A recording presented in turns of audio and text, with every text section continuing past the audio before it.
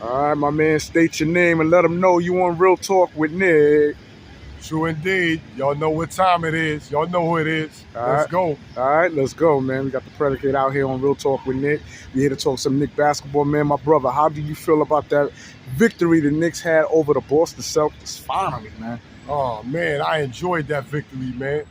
We haven't won against the Boston Celtics in a minute. Yeah, we played them like what? Good. We 4 looked real times? good last night. Like what? That's our first game winning beating them out of 3? It's been a while, man. It's been a while, man. Yeah? You know, so we was hungry last night. We got that victory. We was up double digits. We gave away, pretty much a nice amount of the lead, but we still sealed the win. Okay. What do you say to those who's trying to undermine that victory that the Knicks had against the Boston Celtics, saying, well, Celtics, they wasn't out there playing as hard as they could. They don't care. They clinched. I mean, they're trying to throw salt on the well, they're trying to take salt out the wound. Well, look. You got your superstars on the court. They superstars, right? They're supposed to come out there and play like superstars. Regardless if it's the 60th win, the 62nd win. To us, it was our 48th win. So we came out there hungry and did what we had to do. Okay. Did the Knicks surpass their expectations as far as the victory column? I mean, well, I had them at 46 and 36, to end the season, but they proved me wrong. All right. So now, if you listen to TNT, you got Shaq. See, that's my problem, though, man. My problem is TNT. My problem is Shaq, Kenny, Charles, Ernie. That's my problem, man. Elaborate. Every time they on that panel, they don't never give no respect to the New York Knicks. They got us going home against the Magic, going home against the Pacers. They don't never say, yo, we got a superstar. Remember when they said we didn't have the best player on the court? Right. Now we got a superstar. JB morphed into a superstar. It didn't happen overnight. He went from a regular player to an all-star to a star, and now he's a superstar. Give him his credibility and his respect. A man went off against Boston, man. He had 39 points, shot 6 for 11. Listen, they was barbecue chicken, as Kendrick Perkins would say. Why Shaq can't say that? Why Barkley can't say that? Why New York's finest, Kenny Smith, can't say that? Every time the Knicks subject come on TNT, it'd be like distractions. Like nobody really want to talk about the Knicks. Then when they do, the first thing they have is us getting eliminated. Y'all got to do better on TNT, man. Okay, so what's your expectation of the New York Knicks, man? Anything can happen. Once you in the playoffs, anything can happen. The number 1 seed don't always win, Nick. That's right. We clinched. We're in 3rd place. Wow. We're in 3rd place, man.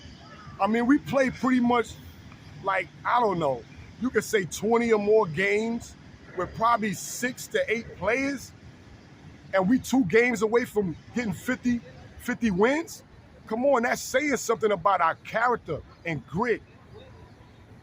Why y'all don't speak on that on TNT?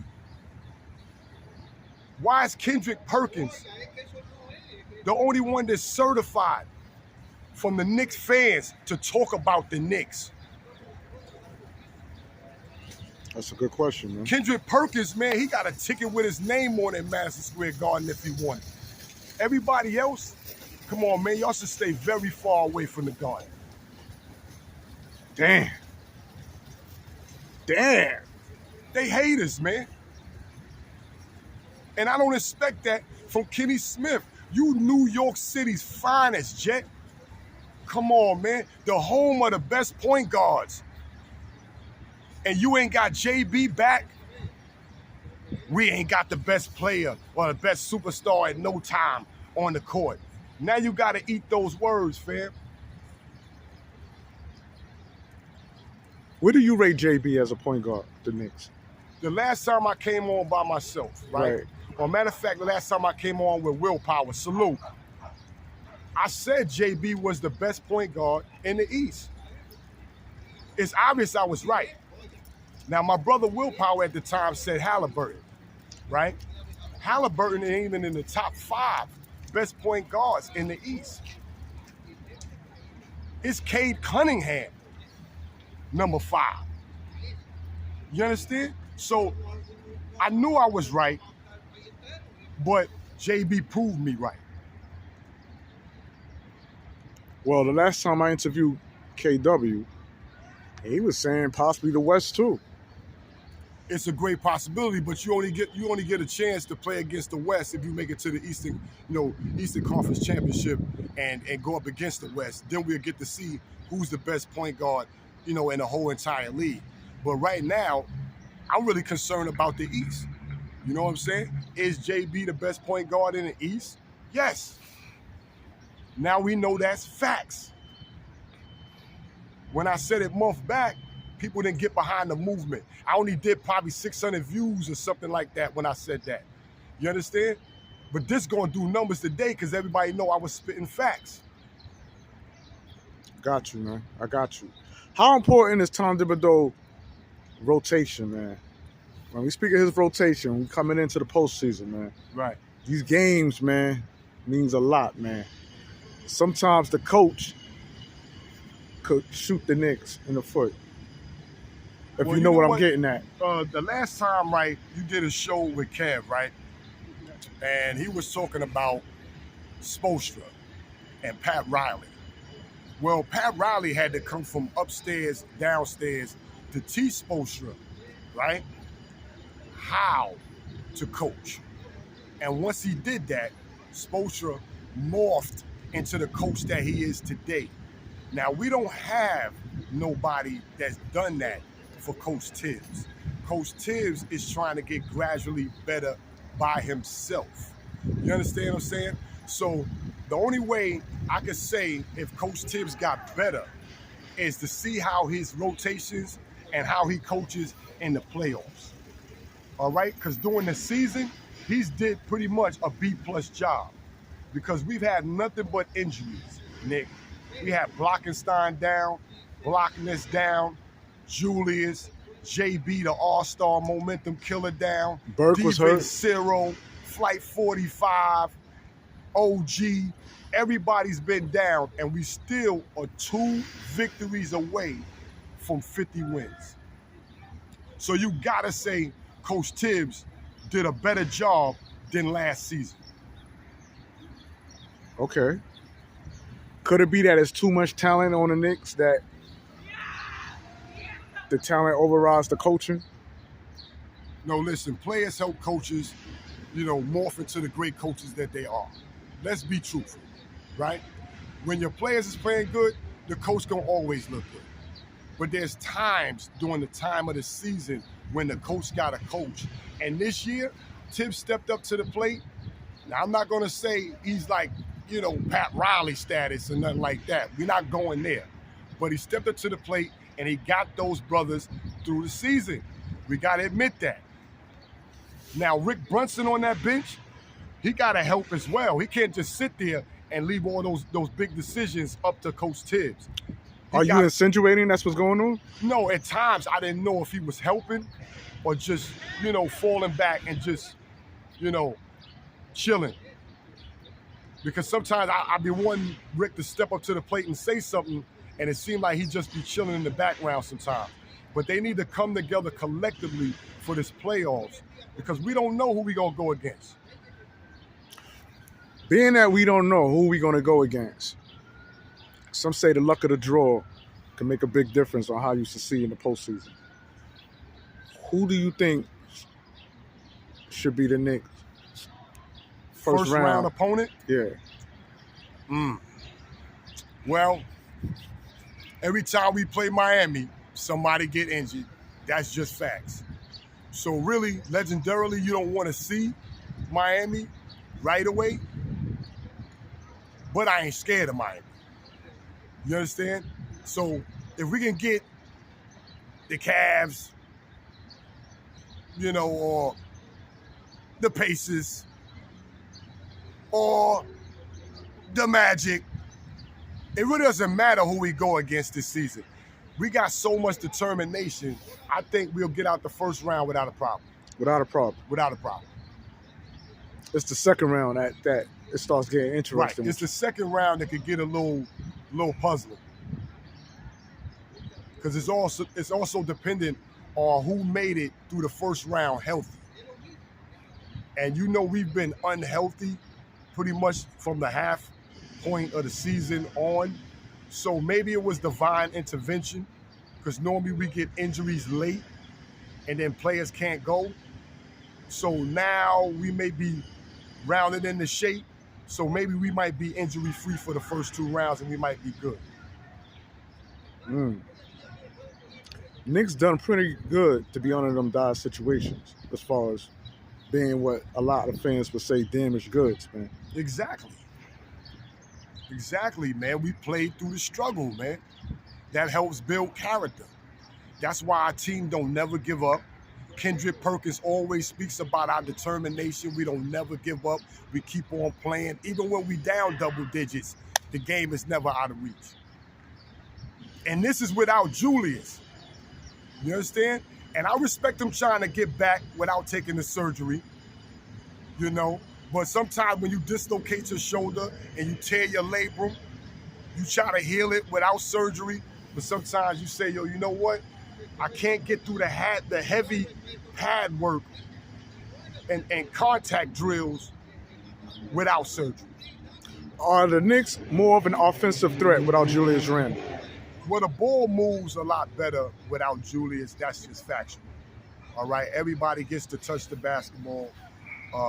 It's players that can get into their moves, 2 or 3 dribbles or less. So they're not really, having the ball in their hand that long. Okay. Now, it's not that Julius pounds the rock or pounds the basketball a lot. Pause. It's just that some people need a certain amount of dribbles to get into their shooting rhythm. Okay. That's it. All right, so that'll be the pros.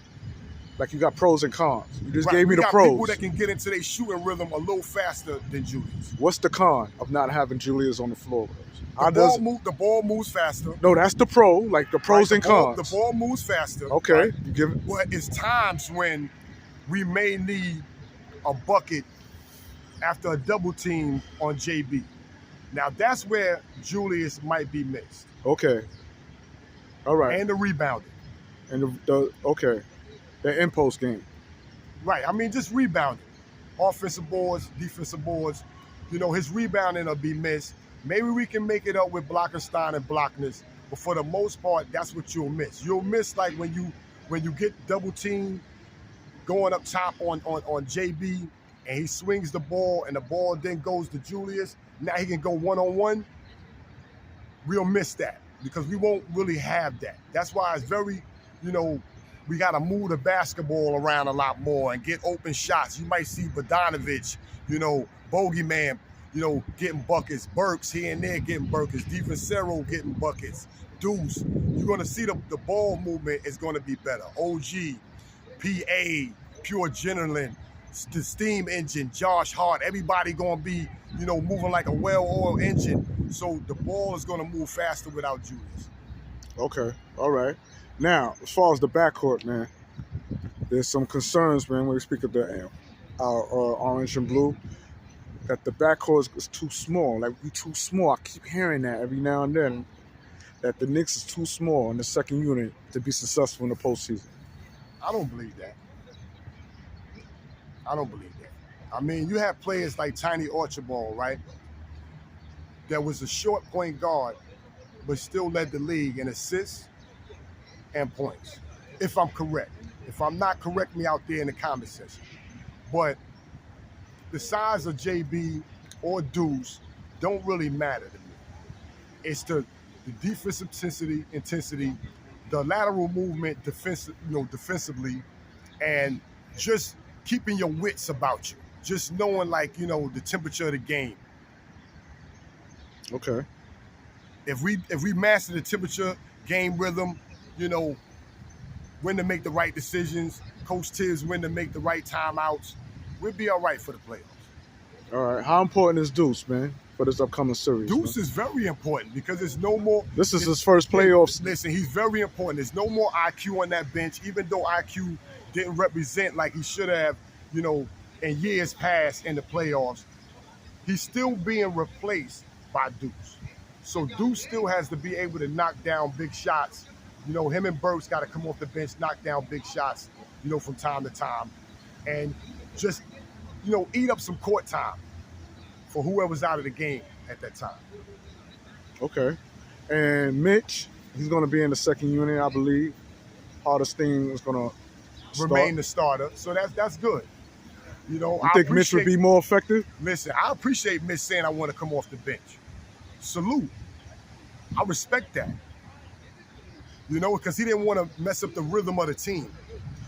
So he didn't want to be so arrogant to be like, yo, I'm the starter. When I come back, I don't care if I'm not 100%, I want to start. So I respect Mitchell Robinson. You know, I respect you, Blockness. Salute. Come off the bench. Do what you got to do with the second unit. Get those blocks. Run the floor. And get some lobs and some dunks. And sit down, man. By that time, he should be, you know, in game shape. You know? Yeah, once he sit down, let Blockenstein come in, do what he do with his passing, his shot selection, you know, better ball movement, and we all right. Worst case scenario, man. If Jalen Brunson gets ran down this postseason. Well, you got to think positive, Nick. I'm just saying. We got to think positive. I'm just saying. I know you don't want that case. We got to think positive. We've seen too much negative happen every playoff, right? Especially when we come up against Miami Heat and we play them, right? So we got to stay positive, man. Look, Jalen Brunson's already, in my eyes, playing like he's in the playoffs right now. Right. He's getting ready. He's there. He's getting ready. You understand? He's ready. The all-star momentum killer is getting ready, a.k.a. Captain Clutch. A.k.a. the Golden Child. A.k.a. the Golden Child. A.k.a. the Ascended One. You understand what I'm saying? JB is ready. You understand? So y'all better get ready. And that's what it is, man. The one and only, my brother, the Predicate, on Real Talk with Nick. Listen, man, you got the Knicks going Eastern Conference. Eastern Conference, I can see it. You can see it, and we out. Peace.